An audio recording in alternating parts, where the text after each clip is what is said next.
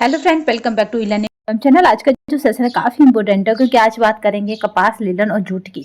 अगर बात की जाए तो ये तीनों के तीनों कैसे हैं, तो ये यहाँ पे सेलुलोजिक रेशे हैं। यानी आज हम बात करेंगे सेलुलोजिक रेशे की। आप सबको पता है कि हमारा क्या है कि एग्जाम नज़दीक है और ऐसे टाइम पर हमारे पास क्विक रिवीजन के अलावा और भी बहुत रास्ते हैं। यानी हमें प्रैक्टिस सेट लगाना है, वो भी लगाएंगे, साथ में हम क्विक रिवीजन करेंगे और पीवाईक्यू भी लगा रहे हैं। तो इससे हमारा होगा कि जो 40 क्वेश्चन हमसे छूट जाते हैं हर बार, वो हो जाएंगे। 60 तो हम तब भी कराते हैं जब क्वेश्चन पेपर के लिए कोई भी बुक या किसी भी तरह का कंटेंट कवर नहीं करते या पढ़ते नहीं। तो इस बार हमारा टारगेट वही है कि 40 क्वेश्चन क्या करना है, अचीव कर लेने हैं। तो इस तरह से हमारा स्कोर बन जाएगा 100+, और 100+ स्कोर बनने के बाद हमें कोई भी रोक नहीं सकता। ठीक है, तो सभी शिक्षक इस तरह से लग जाइए कि इस बार सीट वाले शिक्षक बन जाना है।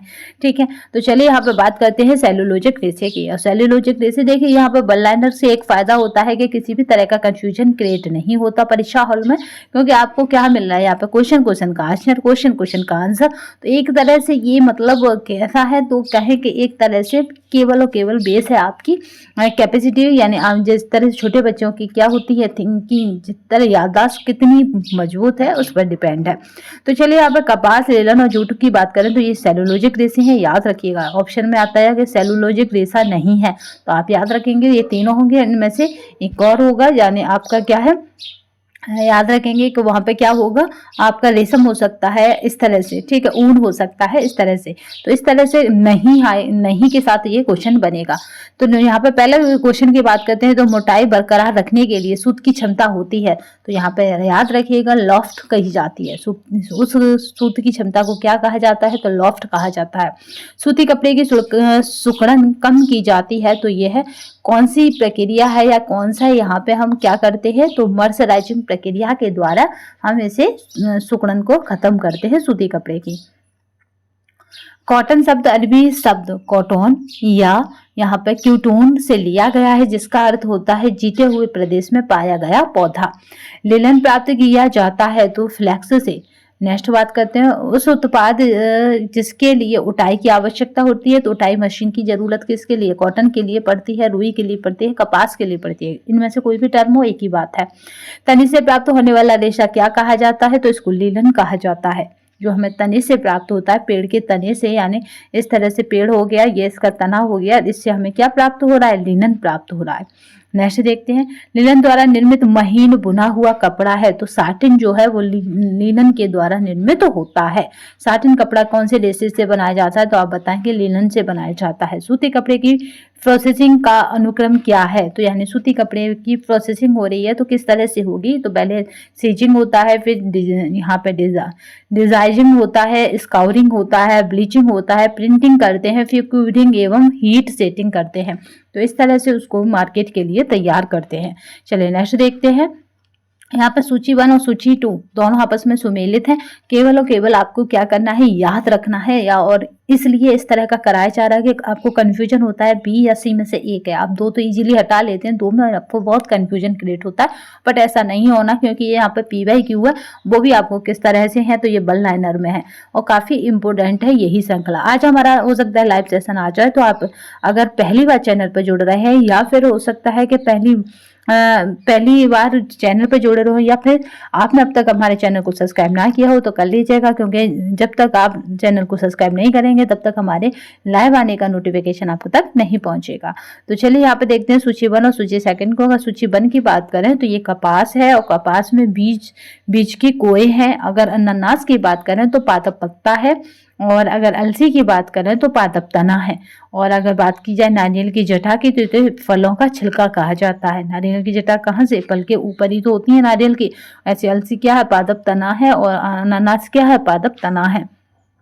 और बीज के कोय है, यानी इसके अंदर ऊपर रुई होती है, अंदर इस तरह से दिखाएंगे। आज जो रखा है एक मतलब नमूना टाइप का, तो यहाँ पे इस तरह से इसके ऊपर फूल लगे, वो रुई लगी होती है।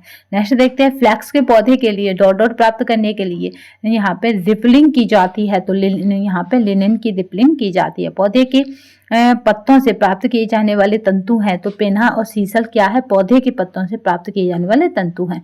पुनर्विकसित सेलुलोजिक तंतु है तो वो हो जाता है यहाँ पर रियोन और लाइसोन जो है पुनर्विकसित सेलुलोजिक तंतु है। मोस्ट इंपोर्टेंट है, याद रखिएगा, क्योंकि पुनर्विकसित सेलुलोजिक तंतु कौन से हैं, तो केवल दो ही हैं, याद रखेंगे, रियोन और लाइसोल।